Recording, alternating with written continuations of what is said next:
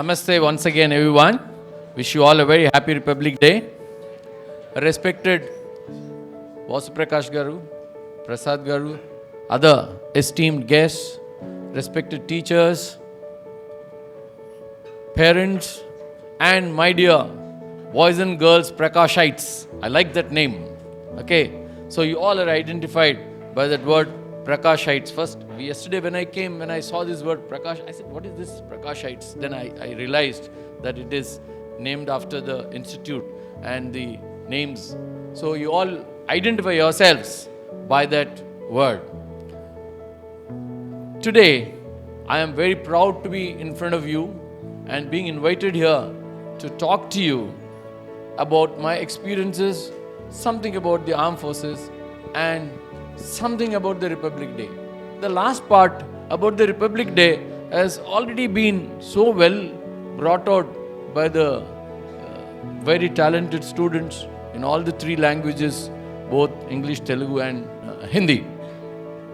So all that I would tell you is, initially I would tell you about the importance of youth in this country, how to join the armed forces, and towards the end, what is your role as a responsible citizen of this country?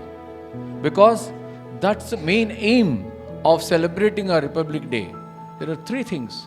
It is to remember the achievements of our ancestors who brought us this Republic Day, to pay homage to all of them, to know what your responsibilities are along with your rights, and to celebrate our growth and further take the progress of this country forward. These three are very, very important for all of you. And why am I here? I am here because you are the future of this country. You are the future. How and why? Do you know what is the population of our country? 1.43 billion, 143 crores. My God, which is the largest populated country in the world? So proud, all of you. I am so happy that you are very proud that India is the largest populated country. Do you know, and maybe the parents, the director and Prasad Garu will remember, we were taught in our time that having a large population was a burden on the country. But it is no more. It is not a burden. It is a resource, a human resource. Yes, of course, there is a responsibility for us to look after this population. Do you know the profile of this population? Profile means the age profile. 65% of our population is below 35 years of age. That is all of you. That means the majority of our country is the youth. The future of this country is in your hands. Hence, the importance of oldies like me to pass on our experience and give you some kind of guidance to take us forward. So I'm here to share some successes, some failures of our generation, so that you learn from it and you take our country forward. Also, when we were young, we were told brain drain is bad.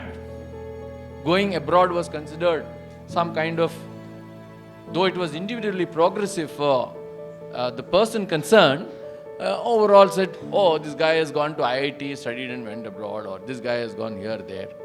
But I don't think it is anymore. Such restrictions are there, and all of you should dream big. You want to go abroad? Go abroad. You want to join the armed forces? Join the armed forces. You want to rule the country? Rule the country. Do what you want. But excel in whatever you do with only one motive, and that is nation first. Keep this principle always in your mind. Nation first comes first always and every time. Your excellence automatically adds to the nation first. If you do well in life, you are adding to the concept of nation first. They both are same. They are not divergent. So with that thought and importance, I have chosen this option of giving back to the society, of trying and reaching out to youth like you all to address on various topics. And today I have chosen a very common topic of my profession to introduce you to the armed forces, and then to also tell you later as to what a responsible citizen means on the occasion of the Republic Day. First and foremost, the armed forces. Yeah, good. What it means, Indian Army, is live a life less ordinary. If you join the Indian Army, you're special. You're not an ordinary chap, right? Whether it is a boy or a girl. So the aim of my talk today, before the aim, just see the glimpses of these activities. The top left is the March Past. The center is the National Defence Academy in Pune. It is housed in 7,000 acres for training 2,000 people. Just 2,000, but 7,000 acres, larger than Visakhapatnam. The one right is the activities of the armed forces. The one below the center one is the Indian Military Academy called the Chetwood Hall. And others depict the activities in the armed forces. So the aim is to acquaint you with the career prospects of the Indian Army. I will cover it in that manner. First, I will tell you about the role in organization, the life, the emoluments, the entry schemes, how to join them, what are the values and ethos in the armed forces. Yeah, but before that, how do you all decide which profession should I join? Can anybody tell me? Tell. Get up, whoever said. I felt very happy. Yeah. Tell me. So nice. Yeah, tell me. Which profession do you want to join? What do you want to become in life? Indian Army. I am so impressed. Very good. I am so happy that just seeing me, you said Indian Army. Okay.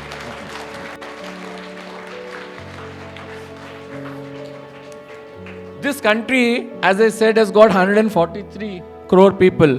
Indian Army size is 12 lakhs and Army, Navy, Air Force put together is 16 lakhs. So everybody can't join. But whoever can join will be great. So you should also develop liking for whatever you like. There are so many professions. When we were young, they only talked of doctors and engineers. But now, that's not so. You can become a national chess champion like recently the guy has become a chess champion. Yeah, see, I didn't need to take the name. Aren't you all so proud of him? He made all of us proud. Okay, I felt as if I won the chess championship when he won it. That is how the spirit of India should be. So you should choose whatever you like. So today, some parents are here. My request to you is to respect the sentiments of your children and make them what they want to be and not what you want them to be. Right? But if you think they are not deciding rightly, the best way is to expose them to all kinds of profession. What does a doctor do? What does an engineer do? What does a soldier do? What does a teacher do? What does a farmer do? What does an entrepreneur do? What does an industrialist do? What does a sportsman do? So many exposures. Like today they are getting exposed to me. They will know what about Army, Navy, Air Force. Like that, expose your child before he reaches the 10th standard, especially in the 8th, 9th, 10th standards, and keep listening to them. One day he will tell he want to be soldier. This guy who said he's soldier, tomorrow he will meet a chess player, he'll say I want to become chess player. Day after he will say I will become an entrepreneur. Doesn't matter. He is evaluating in his mind. Encourage them to do that. So that is how you should allow a child to decide for herself or himself to be whatever he wants to be in life. These two photographs, the right one is my daughter promoting her husband, my son-in-law. My daughter is also an army officer, Captain Bhavna.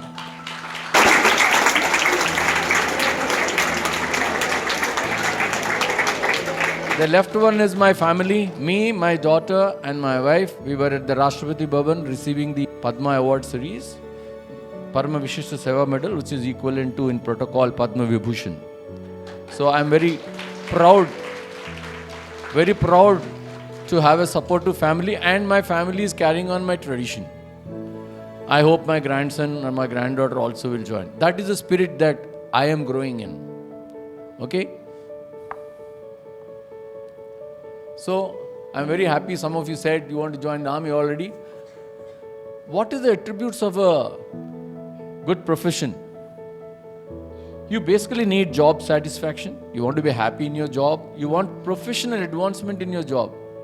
Just by joining as a clerk or something, the life doesn't come to an end. I know of a friend who studied with me in Sainik school. He could not join the National Defence Academy or the armed forces. He joined as a clerk in the LIC. And he did not give up. While working as a clerk, he was trying for other jobs and became a bank probationary officer. And when I retired, along with me, he retired as a general manager of Bank of Baroda. What I'm trying to tell you is never give up in life. You just have some dream and work hard to achieve, and you shall achieve it. There is no doubt. Hard work always pays. It will never cheat you. It gives you immense satisfaction and the strength that you need. So work hard. Job security, whatever you choose, should give you the security and confidence that it will pay for you, it will take care of you. Economic stability, social status. Today, number of surveys say that which is the most satisfying job or most desirable job for a youth in this country, the number one rank is the armed forces, because it is associated with so much of respect and longingness to serve the country. That is why it is the number one. Quality of life, I must say that the quality of life I led in the armed forces, I don't think anybody can do. I dare say today, not even the President of India, not even the Prime Minister of India. You know why? They only become Prime Minister or President towards their last years, 5 years, when they are old. Whereas I led that kind of challenging life, serving the nation, feeling proud about my country and what I do, guarding all of you here. Today, if you are sitting quietly here, peacefully here, and celebrating the Republic Day, there are 6 lakh people deployed on the border areas and in the air looking after our skies to be safe, and on the sea, the Indian Navy, they are guarding you 24 hours a day. And that we have done right from what we are. So, that quality of life and the satisfaction you get and the respect you get outside is immense. Today, if you have given me the respect for what I have done, is a satisfaction. It is going beyond my job. I have retired, but you are still respecting me. That makes me go further. That makes me further get motivated to give something back to this society by coming and visiting schools like this and speaking and sharing my experiences. Variety and adventure. The Army, Navy, Air Force give you all kinds of whatever you want to do in life, you can do in these 3 organizations. You want to study, you want to play, you want to be a world champion, you want to be a paraglider, you want to be an international sailor going around the world, you want to play cricket, basketball, golf, glide, squash, tennis, you name it. Mountaineering, rowing, sailing, name it. And you want to be a good artist, yes, they will promote you. You want to be an athlete, you can be. So all your pursuits, all your interests are encouraged in the armed forces. What is the role and organization? The role is obviously, it has got 2 roles. One, the primary one, is to guard our country against external threats, both by land, sea and air. That is the primary role. How do you do that? Either you defend your country against any attack, or if required, we go and attack another country if required. If they are acting funny with us, we can go and attack them. Both these capabilities we have. That is the primary role. The secondary role is when everything else fails in this country, internal duties. Meaning, if there is a Naxalite problem which the police could not handle, the army will be called in. If there are a terrorist problem in the northeast or in Jammu Kashmir, army is called in. If there is natural calamity like an earthquake, floods, or a train accident where our disaster management agencies and the police and the civil agencies cannot handle it, the army is called.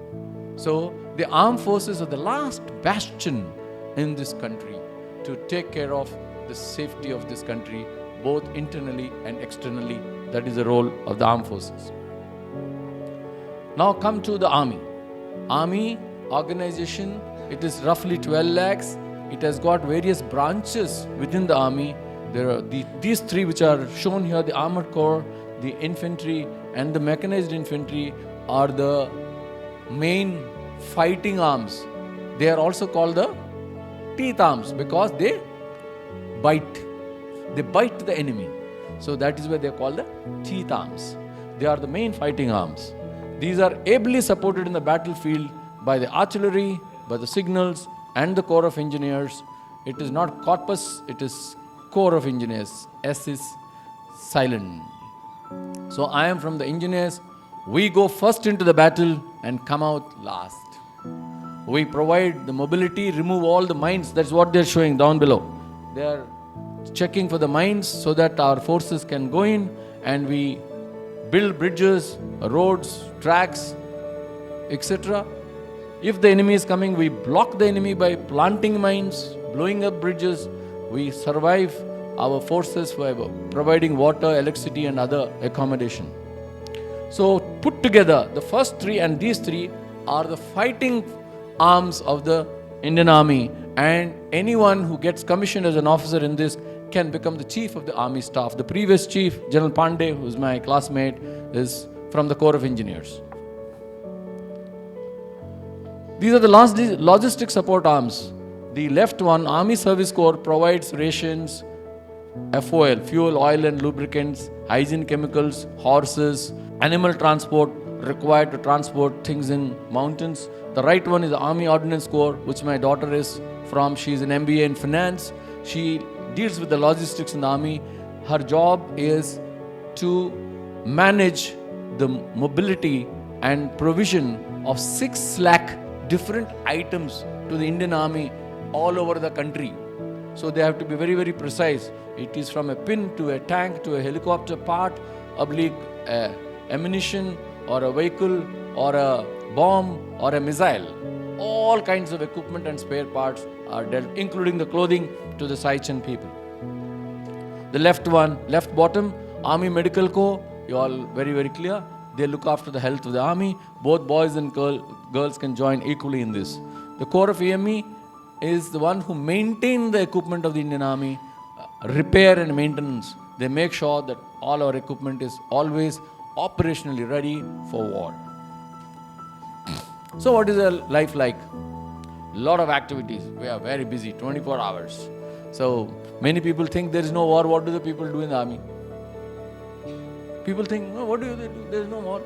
They're always preparing for war. They're always training for war. They're always, picking up some skill, changing a weapon, repairing a weapon, putting it on road, throwing the old one, getting the new one, discovering something new. There are wars going on in the world, like Ukraine and others. We learn what is happening there. I must adapt to that kind of latest technology, otherwise I will be defeated. There is a drone warfare going on in Ukraine these days.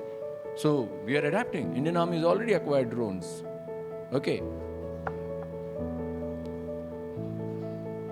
It is very, very adventurous, as I said. You can, you take part in active operations. One of my friends introduced me. I took part in almost all the operations since I got commissioned. Counter-terrorism, I have dealt with counter-terrorist operations in Jammu Kashmir twice, special operations, disaster relief, which I told you, UN peacekeeping operations. Even the Indian Army, really, at any time, 10,000 to 20,000 troops and officers are deployed all over the world, bringing peace or, mediating between warring factions and acting as United Nations peacekeeping force. So you get a chance to travel around the world and contribute to the peace in the world. Sports, as I already told you, just see horse riding, diving, so many other activities going on. See here, tent pegging, golf. By the way, I'm also very fond of golf. Training, as I told you, always on the training mode. See, that is the bridge that is being constructed. Professional growth. Many people think after studies, after getting a job, the life comes to an end. There's no need to study. No, it's not like that. I did my BSc in the National Defence Academy, and I thought, now I become an officer. By the way, I became an officer at the age of 20, even before I could vote. During our time, the voting was, sir would agree with me, 21 years. Now it is 18 years. I became a class 1, grade 1 gazetted officer at the age of 20. I thought all this hunky-dory. Like she said, I have not been made to relax. The army said, friend, come here, please study for your B.Tech. I did my engineering. Then later on, they said, okay, you are very meritorious. They called me for an interview and they selected me for doing M.Tech in IIT Kharagpur. Later on, they said, okay, you are doing well. You are capable of raising in the ranks in the Indian Army to be a general. Go do some staff college training in Uti. I studied there for a year and they gave me MSc. Later on, they said, you can become chief of the army staff. Start studying for this higher command course. At the age of almost, I think, 50 years, I went for that course, very senior. And they gave me an MPhil degree. I have 4 or 5 degrees. I don't know what to do with them. But what I'm trying to tell is, there is never an end to professionalism in whatever rank you are. So it is a constant growth in life. It is true of any profession. It is true of any profession, not only armed forces, but armed forces gives you the chance. Yeah, as I told you, it doesn't stop at commissioning. All these kind of things. They even teach you foreign language. I learned Burmese. Because you're going to deal with the enemy on the borders, you have to learn Chinese or Urdu or Burmese or such kind of languages. They even teach the Western languages called French, German, Spanish, so that if you go for operations abroad, you need to know that language. Management courses. They even give study leave if you want to learn whatever you wish to do and not what they want you to do. Travel, as I told you, I have served in 22 places all over the country in my 37 years.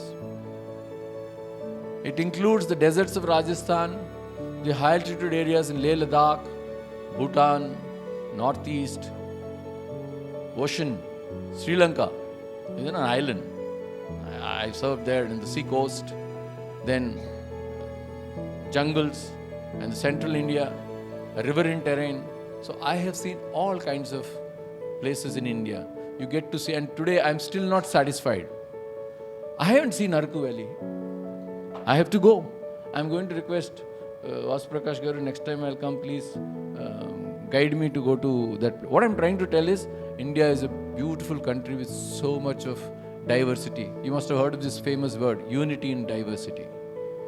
We are a single country, unified country with so much of diversity. You are so lucky to be born in this country.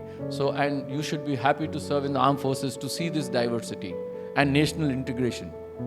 I serve with almost all the citizens of this country, of different states. I have learned from the name, now I can say which part of the country he or she is. I can, from their Veshabhash, where the way they dress up, I can guess what they are, where they are from, what their habits are, how to respect them, how to enjoy their hospitality, etc., etc. Yeah, as I told you, you can even go overseas for visits. Status, I need not tell you, I've already told you. Be equivalent to anybody else in this country. Class 1, grade 1, highest pay band in the country. I have retired with the highest salary in the Indian government when I retired at the age of 58 years. Emoluments. You get 56,000 rupees as stipend during training, then you get about roughly 80,000 to 90,000 salary when you start at the age of 21 to 23. So many other benefits, like you get entitled rations. You are giving rations, a very high dietary ones for the exercise that you do, free medical for yours, your family, canteen facilities. See the leave. I don't think any other profession gets 60 days of annual leave, 20 days of casual leave, and about 2 months of furlough every 2 years. This is very important in the army. They give you because of your mental health. You are separated from your families, so they give you so much of leave. All this is paid for except furlough, which is half pay. Free warrant, air travel.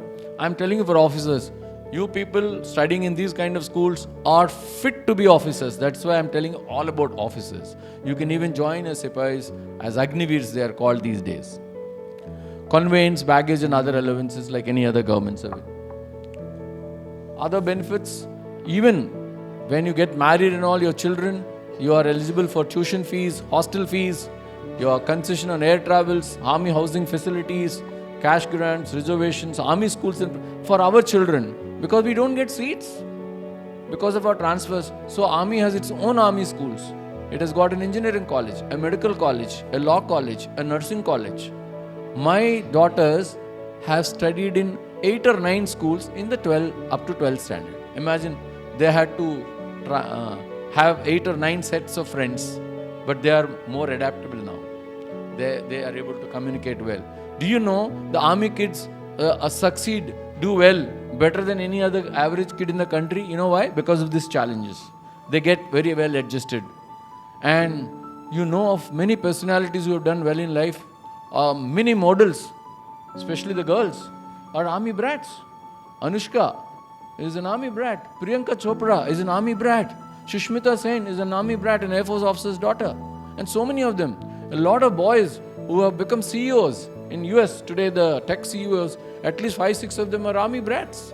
So, very good life in the army. We have an Army of Education Society which has a lot of institutions. The post-retirement benefits, I told you, you get 50%. No other government agency today gets pension other than the people who serve in armed forces.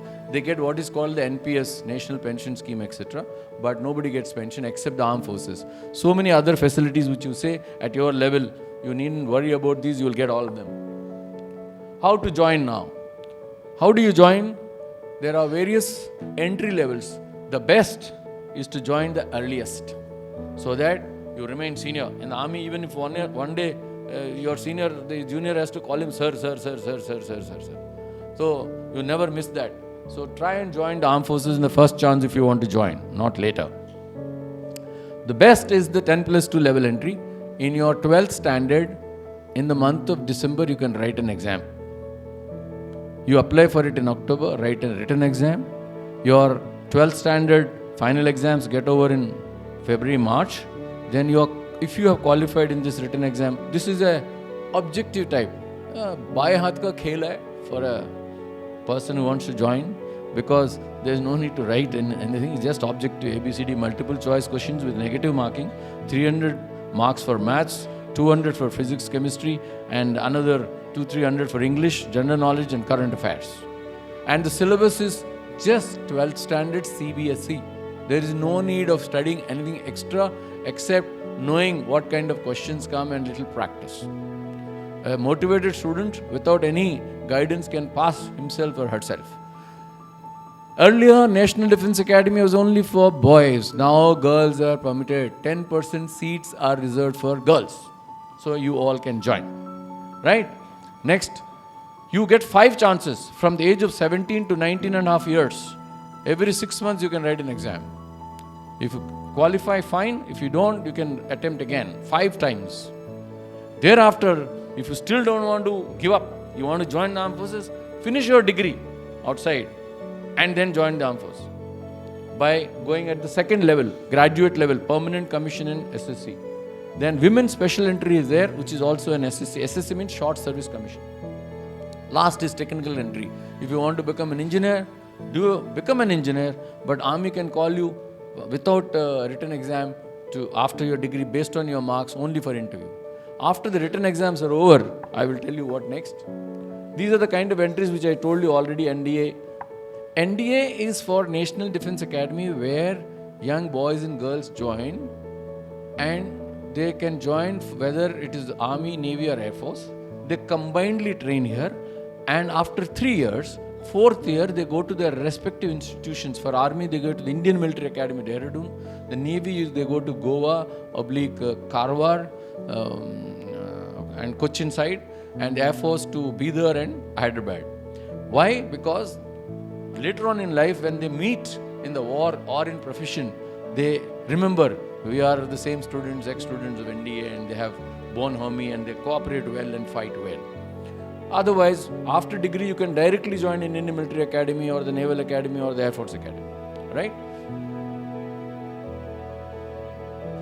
This is the Short Service Commission.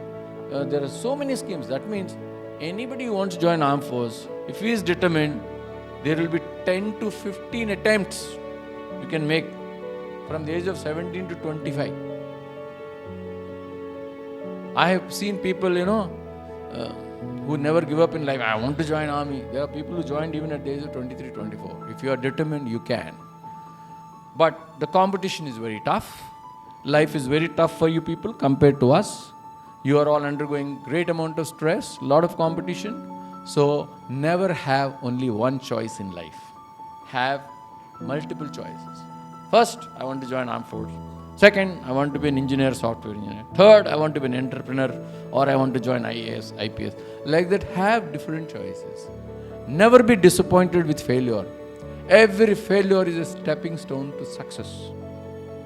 You must learn as to why you failed, come over or get over those drawbacks, and then succeed in life. For women, a similar manner like boys. And all of you are very good at these days, using smartphones and internet. Ask Google Baba. He will tell you how to join armed forces. They will tell you the syllabus. They will give you the sample questions, etc. You won't require a chap like me to stand here and tell you. Similarly, Air Force. See these smart boys and girls. The best one in the Air Force is a fighter pilot. Rules the sky.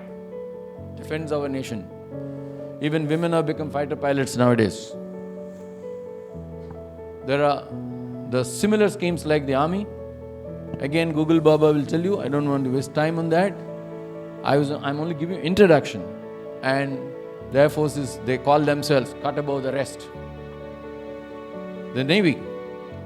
Anybody, since you are located in Visakhapatnam, tell me which are the sub-branches of the Navy which are the most prestigious to join. Like in the army, I told you, infantry, armored corps, and engineers and all. What is it? Submarines, or naval pilot, or the most sought after branches in the Navy. They also have similar schemes like the Air Force. After you finish the written exam, you have what is called the Service Selection Board. Service Selection Board is nothing but they assess your suitability to join armed forces by assessing your mentality, your intelligence, your psychology. Are you suitable for a teamwork? Can anybody win war alone? Can you win a football match yourself? Can you win basketball match yourself? So teamwork is required. You have to cooperate. So that is what the SSB selects. So 900 marks are there for written, 900 marks are there for the SSB. And what do? They do your psychology tests, your group discussions, your communication skills, your ability to cooperate with others, friendliness, etc., etc.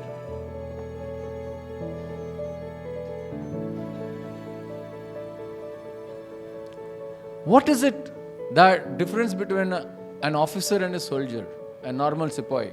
See this, trained and tasked to lead men in battle. Do you know what is meant by leading men in battle? She is a manager. She knows. Managing means all the resources, everything. But leading the team is so important. You have to be better than the team. In the army, It is not only to be better than the team, you have to be braver than the team. You should lead by example. People whom I am in charge of should be ready to give life for this country when I tell them go and attack the enemy. That is why a leader in the armed force is different from a leader in the corporate world. Both are equally great, but in the armed force it is something different. A leader, a commander, a friend and a guide. Leader is not just giving orders. I must be worthy of being followed. I must be better than my soldier in all skills. He must like me. He must have confidence in me that yes, ये मेरे को मरवाएगा नहीं, मेरे को जिता के ले आएगा. That is what a true army leader is. And the third one, he has to be a good manager too, because he has to look after his welfare, a model of character, virtue and valor. That means, in the soldiers, I got some veterans here, the officers should be looked upon. He's like my God, my CO, my commanding officer is like my God. That is how an officer should be. He should have compassion, determination, an iron fist and a velvet glove. That is what it will be. So in the army, the difficult is done immediately. The impossible takes a little time. But nothing is left undone. It will be done. There is no task that will be refused. We will do all kinds of tasks. Okay. Finally, what are the values and ethos in the armed forces? Just see the ethos in the armed forces. They are actually true for any profession, but more so in the armed forces. One is esprit de corps. What is meant by esprit de corps? Yeah, I hear somebody tell me, team spirit. Okay. Next is spirit of self-sacrifice. I must be ready to give up my life. Okay. Next is valor, bravery. Next is non-discrimination. All are equal. By the way, in the army, nobody asks me which caste are you from, which community are you from, which religion are you from. Everybody is a soldier and an Indian first. Rest is anything else. It is only these politicians and others who try and divide us on caste and religion. Nobody ever asked me which caste I belong to, whether in the army or when I studied in Sainik school. So, just don't fall for this stupid division that is being created amongst all of us by these politicians on either caste or religion basis. Fairness, honesty, non-discrimination. An army leader is always fair, he is honest, he does not discriminate between X, Y, Z. Discipline and integrity, most important.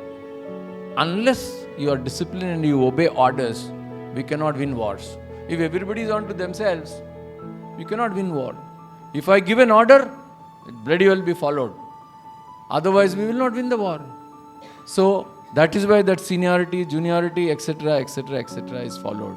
And do you know, in the armed forces, we have a very hierarchical, pyramidal structure, which means that everybody cannot become chief of the army staff, only one person becomes. Whereas, outside these days, I notice, whether it is the bureaucrats or the police, there are, 10 director generals of police in a state. I was doing in Jammu Kashmir, there were 17 director generals of police in one state. A director general of police was originally meant to be only one man to be in charge of all the police force in that state. And out of the 17, one is in charge. What are the 16 doing? One is in charge of stationery for the police force.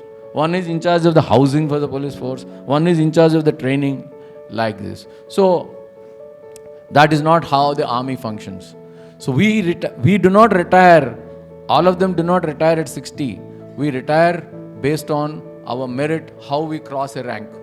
Our soldiers retire from the age of 37 up to the age of 50, depending on the level they reach. Our officers retire from the age of 54 to 60. To say that all are, we have to adhere to this hierarchical structure, right? This is how the army is felt upon by one famous man, how they sacrifice their lives. Here I come to the end. Last, I'll just take one more minute to tell you what a responsible citizen is. All of you are young men and women. I told you the future of this country is in your hands. So what is meant by responsible citizen? Those three boys and girls who came and spoke in Hindi, English, Telugu told us what Republic Day is and what we are supposed to be. We are supposed to be disciplined. We are supposed to be responsible citizen. What did the Constitution give you? It gave you both rights and freedom.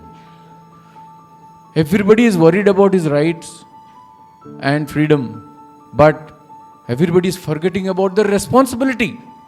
What is your responsibility? You must also follow the rule of law. Your rights and freedom should not trample on the feet of the others. So please respect everyone else. Equally take responsibility. What is your responsibility as a student? To study well, to be disciplined, to respect your parents, your teachers. Later on, when you become a citizen and roam outside, what is your this thing? Follow traffic rules. Don't hesitate. Don't break the government property. Keep the city clean. Does the Prime Minister have to tell us keep the country clean? No. So please make sure that you take responsibility. Be a responsible citizen. As part of being a responsible citizen, you have to be a law-abiding citizen. Means follow all rules and regulations in the country. Next, what is the biggest responsibility of a citizen of a democracy? This is my last point for you to be today to tell you as a responsible citizen.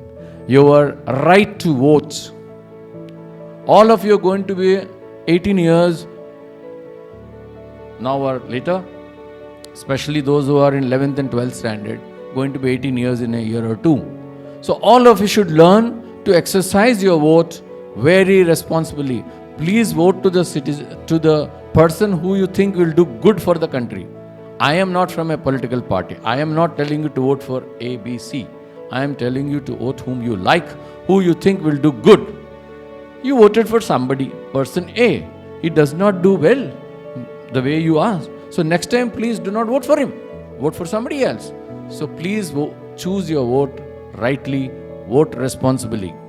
That is what a responsible citizen means. I hope you understood what responsible citizen is. Follow the rule of law, traffic laws, keep your country clean, neat. Know all about the national issues. Form your own opinion. Don't do bedchal. That is, don't just follow blindly some idiot who tells you this is what you should do, what you should not do. What are the national issues today? There are many issues which are coming up.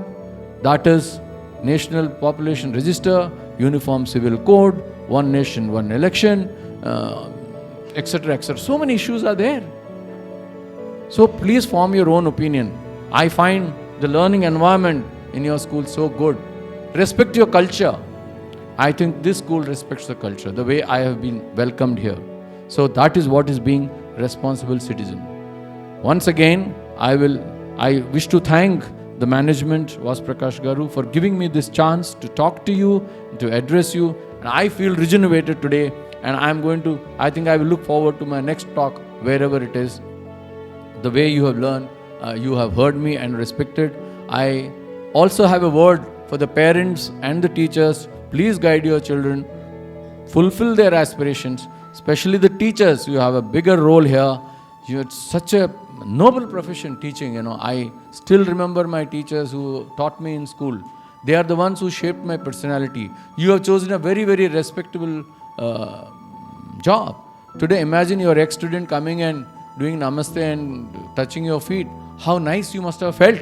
So I wish the teachers all the best and congratulate you for the standards that you have achieved and the way this school is running. I really look forward for the whole country to have such kind of this thing. Please, as youth, make a difference to the country, to your life, to your parents, to this nation. Thank you. Jai Hind.